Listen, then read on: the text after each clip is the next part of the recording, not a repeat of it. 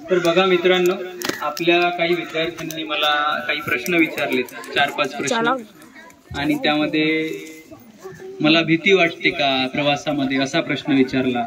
तुम्हाला भीती वाटते ना? आता कधी प्रवासामध्ये रात्रीचं 4-5 वाजता, 5च्या पुढे थोडा अंधार पडायला सुरुवात होते, 6च्या पुढे अंधार पडतो. अशा अंधारामध्ये सुद्धा मी बऱ्याच वेळ प्रवास केलेला आहे. काय वेळ करावे लागतो, कारण रस्त्याने जाताना जंगल असलं, गाव आलंच नाही लवकर, दिसलंच नाही गाव, तर अंधारच असतो. तर त्यावेळी भीती नाही वाटत का? दिवसा सुद्धा रस्त्याने कधी कधी गाडीच नसते, मग अशा वेळी तुम्हाला प्रवासामध्ये भीती नाही वाटत का? माझी घरची परिस्थिती कशी होती, असं एक 4-5 प्रश्न आहेत, त्याचे उत्तर मी देतो. पहिला प्रश्न म्हणजे मला भीती नाही वाटत का? तर तुमच्यापैकी अंधाराची भीती सगळ्यांनाच वाटते ना? तर समजा तुम्हाला एखाद्या खोलीमध्ये अंधार आहे, त्या खोलीमध्ये तुम्ही एकटेच आहात, तर अंधाराची भीती केव्हापर्यंत असते रे बाळा? उजेड होईपर्यंत. अंधाराची भीती केव्हापर्यंत? उजेड होईपर्यंत.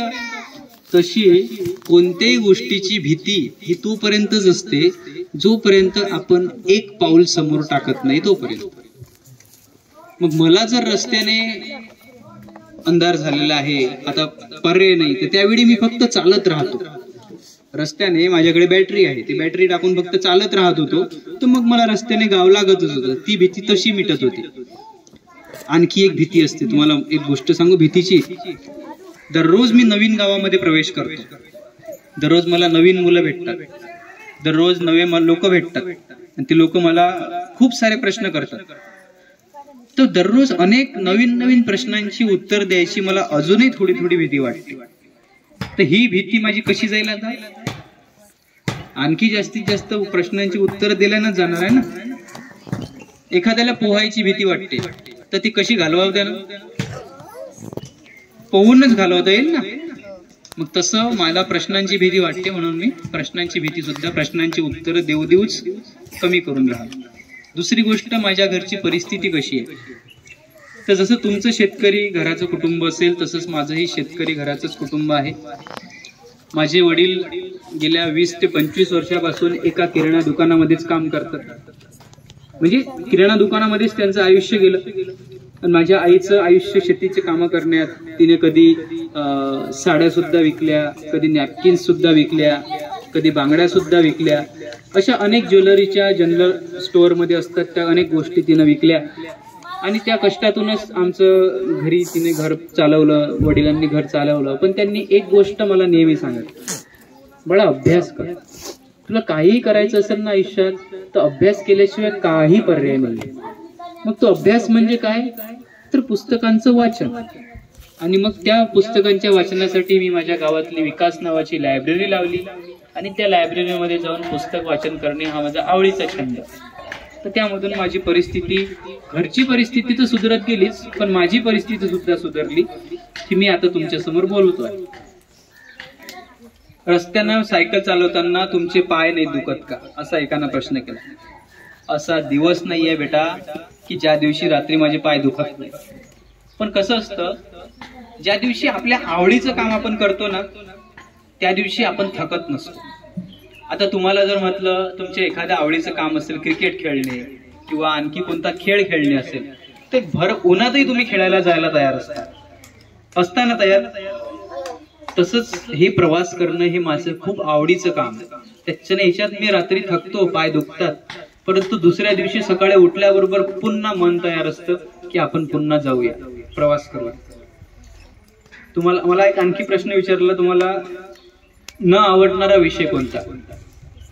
मला न आवडणारी गोष्ट अशी आहे की एखादी गोष्ट जर मी करू शकत असेल, पण जर माझ्या आळसामुळं मी ती गोष्ट केली नाही, तर मला नंतर खूप पश्चाताप होता.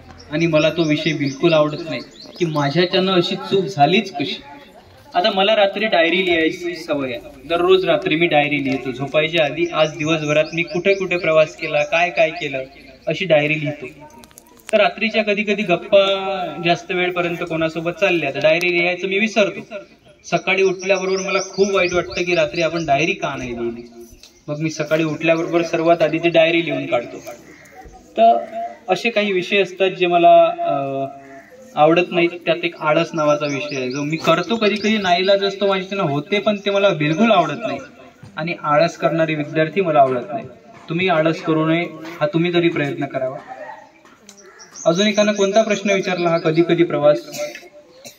काय प्रवास होता, कोणता प्रश्न होता? हा, तिने विचारलं तुमचं स्वप्न साकार झालं तर तुम्हाला आता कसं वाटतंय? हा, महाराष्ट्र फिरायचं माझं स्वप्न होतं ते आता खरोखर साकार झालं. परंतु प्रश्न असा असते की जेवण करताना मजा येते की जेवण झाल्यावर बरं वाटते? मला सांगा बरं. आता समजा बर्फी आहे, तुमच्या आवडीची एखादी बर्फी असेल तर ती बर्फी खाताना मजा वाटते की बर्फी खाल्ल्यावर मजा वाटते?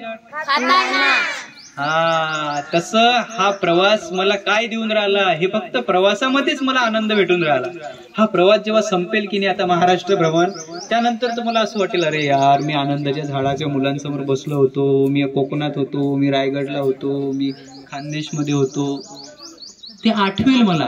पण खरी मजा मी सध्या जो बसलेला आहे ना इथं बसण्यातच आहे. प्रवासातच खरा आनंद आहे. हा, माझं स्वप्न पूर्ण झाल्यानंतर मी पुढच्या स्वप्नाला काम करेन. स्वप्न कधी संपू द्यायची नसतात. स्वप्नानंतर स्वप्न, स्वप्नानंतर स्वप्न. मला सांगा, आता सूर्य सकाळी उगवला, रात्री इकडे जाऊन मावळून जाईल, उद्या सकाळी पुन्हा येतो ना तो?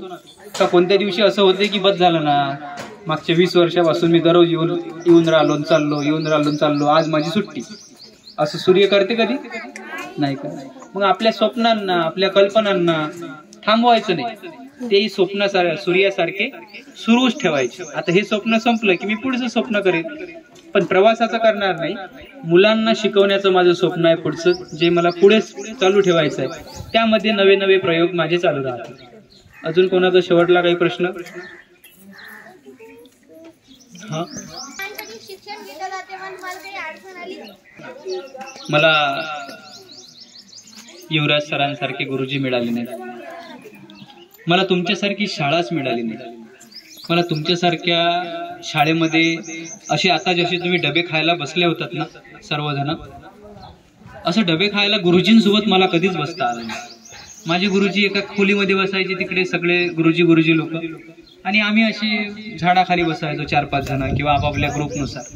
पण गुरुजींसोबत डबा खायची माझी खूप इच्छा होती, ती आज पूर्ण झाली. मलाही वाटत होतं माझ्या गुरुजींनी शाळेमध्ये खूप सारी पुस्तकं आणावीत, मलाही नवीन नवीन पुस्तकं दाखवावीत, द्यावीत, मी ती वाचावीत, पण असे मला गुरुजीच लाभले नाही. त्या गोष्टीची मला लहानपणीची खूप खंत वाटते. पण तुम्हाला तसं मिळून राहिलं ना, तुम्ही त्याचा फायदा घेतला पाहिजे. असं पुढे आणखी मुलांना मिळावं म्हणून आता मी बऱ्याचशा शाळांना पुस्तकं देण्याचं काम करून राहिलो, म्हणजे शाळांमध्ये जाऊन मुलांना पुस्तकं द्यायची. तर तसंच एक पुस्तकांचं बक्षीस, एक गिफ्ट तुमच्यासाठी मी बोलावलं, आणि ते रस्त्यात होतं, त्याच्या आधी मी पोहोचलो, तर ते सुद्धा सरांच्या घरी पोहोचलं. उद्या तुम्हाला ते सर तुमच्या सुपूर्द करतील, आणि ती आलेली पुस्तकं तुम्ही नंतर हळूहळू वाचाल. आणि तुम्हाला त्यातल्या काही अडचणी आल्या, कारण ते पुस्तकं आहेत हिंदीमध्ये, तुम्हाला आतापर्यंत मराठीत पुस्तकं आलेली आहेत, ती पुस्तकं हिंदीमध्ये आहेत, तर त्याचं मराठी ट्रान्सलेशन नसल्यामुळे ते तुम्हाला हिंदीत देतोय. पण त्या पुस्तक वाचताना तुम्हाला काही अडचणी आला, शब्द नाही समजले, माझ्यापर्यंत कॉल करा, मी तुम्हाला ती समजून सांगेन. आणखी कोणाचा काही प्रश्न राहिला?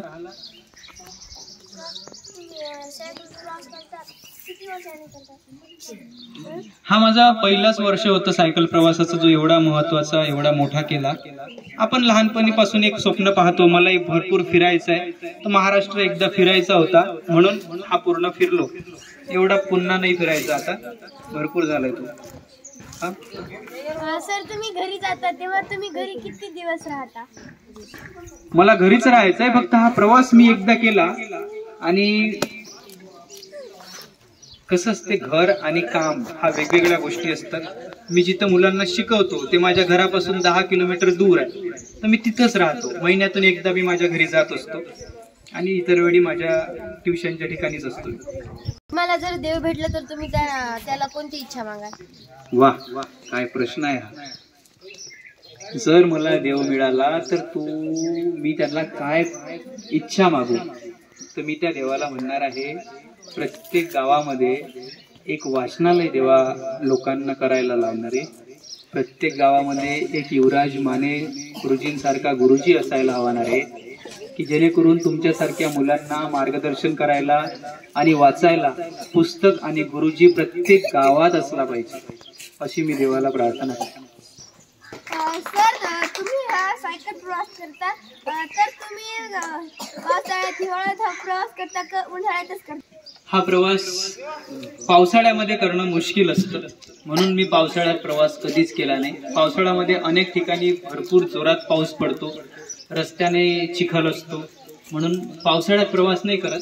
पण थंडीमध्ये आणि उन्हाळ्यामध्ये सायकल प्रवास केला जाऊ शकतो. तर उन्हाळ्यामध्ये हा प्रवास करतात आणि हिवाळ्यामध्ये याची सुरुवात करतात. चला तर मग आता या आपल्या संवादाचा शेवट करताना तुम्ही खूप सुंदर सुंदर प्रश्न मला विचारलेत.